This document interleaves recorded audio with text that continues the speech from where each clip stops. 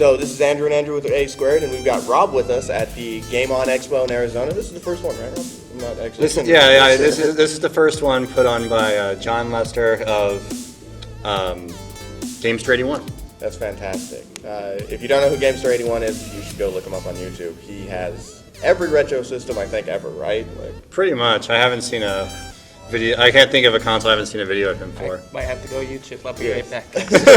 But it seems like you have every retro game system For the last too, couple Rob. days, it seems like yeah. So you set up the what's it called? I call it the retro video game living room. Okay. Yeah, and it's pretty awesome. There's a couch and a TV set up out there, and it looks like a nice 1980s setup. Yeah, that's what we're going for. Seems like the mom's basement kind of setup, you know? Yeah, it's fantastic. And what did we just play? The Astrocade? Bally Astrocade. And where did you get that one? Most of my collection, so you said I have a lot. I don't have like every one, but I have about 72-ish maybe. Oh, wow. Consoles and handhelds. And so most of my collection I get on eBay. And a lot of people don't do eBay that much anymore, but it's just about being careful. Set up your alerts so that, you know, when something comes up, you know right away. Sometimes, like I got a Sega CDX for $19.99 once because someone put it up to buy it now and didn't know what they were doing. Wow, that's amazing. It came in bubble wrapper. That's it. It came in nothing but a bubble wrapper, and it turned out it worked. Well, that's a steal. Although people are going with the safer route, Craigslist, you know, much safer, much more reputable. Yeah, safer. Yes. They got a great reputation system. I've heard they don't have it all. You want to meet at 2 in the morning in this back alley? No. Yeah. Yeah, I mean, you can get deals on Craigslist too. I would say, you know, everywhere online, forums are really good places. Places on Reddit like our Retro Game Swap or our Game Swap are really good places to find good deals. As for forums, Atari Age forums can't go wrong, or Digital Press forums. So those are big online communities of retro gamers that are trading. eBay's great, alternative to eBay sites. I forget what they're called now. eStarland, stuff like that. Okay, that's fantastic. And then two other things. Okay. I'm sorry. Know your local thrift stores like Goodwill and stuff. Absolutely. Talk to the manager, find out when they put stuff out. So sometimes stores put out throughout the day. I found out that my local stores only put out certain hours, like 10 and 1. And so I get there at 10 and 1 and I get the cool stuff.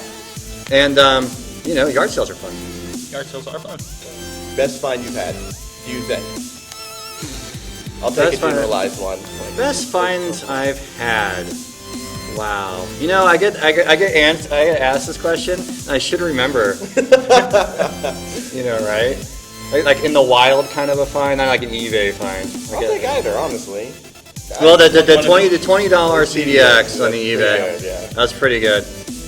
In the wild finds, I found a complete in-box Texas Instruments TI-99 4A for like $8 one time. Okay. That was a pretty good find in the wild.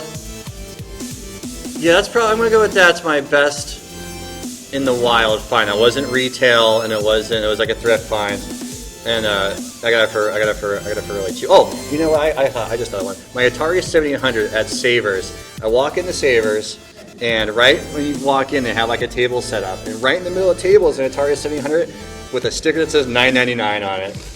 That's no good. controller, Wow. no AV cable. But I was like, I can gamble $9.99. That's always my good advice for collectors is, if it's really cheap, it's worth the gamble, because one day it'll pay off and it'll make up for all the times it didn't work. And even at $10, I probably could have resold it for parts for $15, and it worked great. We just actually played it this morning. Now, when you take the gamble like that, as you said, if it doesn't work, do you ever do the YouTube thing and find the tutorial and try and fix it yourself, or are you just like, I'm just gonna sell it?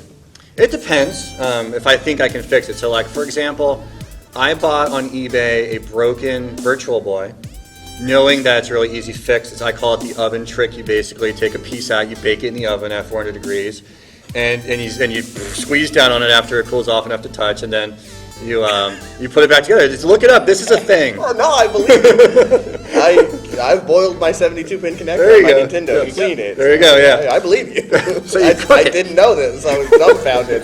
I think you could tell by my face, just like, what is happening? What? And it works perfectly now. So that's the kind of thing that I'll buy knowing I can fix. When it's like a common, like I know, oh, here's a really good one. I got a Vectrex on eBay a couple years ago for like $70 or so with shipping, because the guy posted a picture of it online and it's broken, and it had these these white rays reading from the center. All it needed was the brightness knob turned down. So it's being sold as broken for parts, and I was like, I know how to fix that. Oh, that's out of control. That's a steal. But other times, like I recently bought, that portable CDI that flips up and everything. Yeah, I forget which number it is.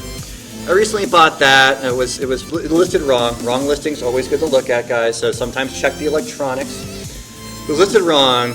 I got a cheap bid, and it still went for about $70, which is good considering it can go for a couple hundred. Yeah, that's pretty good. And I took it to a guy to get fixed. Like, I know a guy in town who also goes on Reddit, our Retrogaming, and that's how we met. And he's really good at fixing games, and he had no idea what to do with this thing. So it's still a really neat piece of game history. I just can't get it to play a game right now. You just can't get it to work. But you have it. But so I made the gamble. I lost on that one. But all these other times, all these other wins, they count up. And if I wanted to resell that for not working, I'm sure I can make $150 off that. Yeah. But it's a rare piece anyway. I'm gonna keep it. No, that's a cool piece to keep. Yeah. That is really cool.